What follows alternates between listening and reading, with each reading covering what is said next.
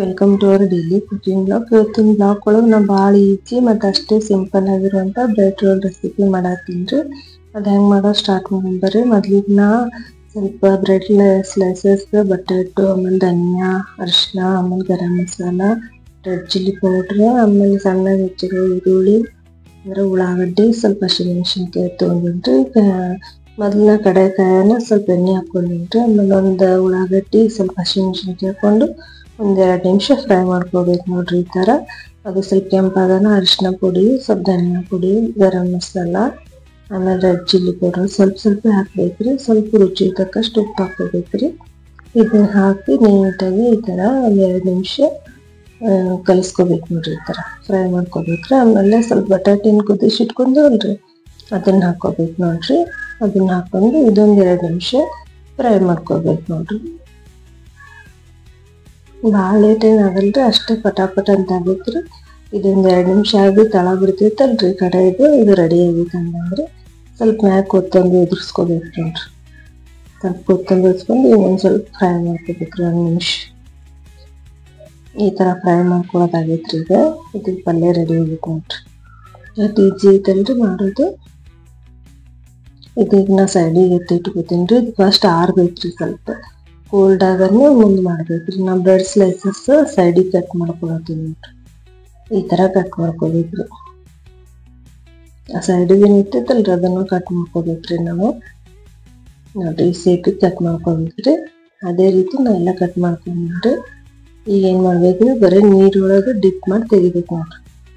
ನೀರೊಳಗೆ ಮುಳುಗಿಸಿಡೋದಿಲ್ರಿ, ಬರೀ ಡಿಪ್ ಮಾಡಿ ಈ 2 ಅಂಗೈಯೊಳಗೆ ಇಟ್ಕೊಂಡು ಹಿಂಗೆ ಒತ್ತೆ ಫ್ರೆಶ್ ಮಾಡ್ಕೋಬೇಕ್ರಿ. ಕಟ್ ಆಗಬಾರ್ದ್ರಿ ಬ್ರೆಡ್. ನೀಟಾಗಿ ಮತ್ತೆ ಫ್ರೆಶ್ ಮಾಡ್ಕೋಬೇಕ್ರಿ, ಅಂದ್ರೆ ನೀರೆಲ್ಲ ಹೋಗ್ಬೇಕು ನೋಡ್ರಿ. ಈಗಿನ ಪಲ್ಯ ರೆಡಿ ಮಾಡ್ಕೊಂಡು ಈ ಥರ ಗೋಲ್ ಮಾಡ್ಕೋಬೇಕ್ರಿ. ರೋಲ್ ಮಾಡ್ಕೊಂಡು ಅದ್ರೊಳಗೆ ಇಟ್ಟು ಭಾಳ ಈಜಿ ರೀ. ಈ ಥರ ಹಿಂಗೆ ರೋಲ್ ಮಾಡ್ಕೊಂಡ್ರೆ ಮುಗಿತು ನೋಡ್ರಿ. ಅಷ್ಟೇ ರೀ. ಒಂದು ಸ್ವಲ್ಪ ಒತ್ತೆ ಫ್ರೆಶ್ ಮಾಡ್ಕೋಬೇಕು ನೋಡ್ರಿ. ಈ ಥರ ಅಂದ್ರೆ ಒಡಿಬಾರ್ದ್ರಿ. ಇದು ಈ ಥರ ಫ್ರೆಶ್ ಮಾಡಿ ಇಟ್ಕೋಬೇಕ್ರಿ. ಈಗ ಇದು ರೆಡಿ ಆಗೈತೆ ನೋಡ್ರಿ. ಅದೇ ರೀತಿ ನಾ 4 ಮಾಡ್ಕೊಂಡೇನ್ರಿ. ಈಗ ರೆಡಿ ಆಗಿವ್ರಿ. ನಾ ಕಡಾಯಿ ಕಾಸಕ್ಕೆ ಇಡ್ತೀನಿ ರೀ. ಈ ಕಡಾಯಿ ಕಾಯ್ದೈತ್ರಿ. ಎಣ್ಣೆ ಹಾಕೋತೀನಿ ನೋಡ್ರಿ. ನಮ್ಗೆ ಎಷ್ಟು ಅಂದ್ರೆ ಕರಿಯಕ್ಕೆ ಎಷ್ಟು ಎಣ್ಣೆ ಬೇಕು ಅಷ್ಟು ಹಾಕೋಬೇಕ್ರಿ. ಎಣ್ಣೆ ಕಾಯನ್ನ ಏನು ಬ್ರೆಡ್ ರೋಲ್ ಇಟ್ಟೇನ್ರಿ ಅವೆಲ್ಲ ಹಾಕ್ಬೇಕ್ರಿ. ಎಣ್ಣೆ ಕರಿಬೇಕು ನೋಡ್ರಿ. ಸ್ವಲ್ಪ ಕೆಂಪಾಗುತ್ತನ ಕರಿಬೇಕ್ರಿ. ಎಣ್ಣೆ ಬಿಸಿ ಇರ್ಬೇಕ್ರಿ, ಹೈ ಫ್ಲೇಮೇ ಇಡ್ಬೇಕ್ರಿ. ಮತ್ತೆ ಫುಲ್ ಈ ಥರ ಕರಿದು ಆಗಬಾರ್ದ್ರಿ, ಯಾಕಂದ್ರೆ ಸ್ವಲ್ಪ ಕೆಂಪಾದ್ರೆ ತಿನ್ನಕ್ಕೆ ಟೇಸ್ಟ್ ರೀ. ಬ್ರೆಡ್ ಫ್ರೈ ಆಗನ ಆಲ್ರೆಡಿ ಟೇಸ್ಟಿ ಆಗ್ತೈತ್ರಿ.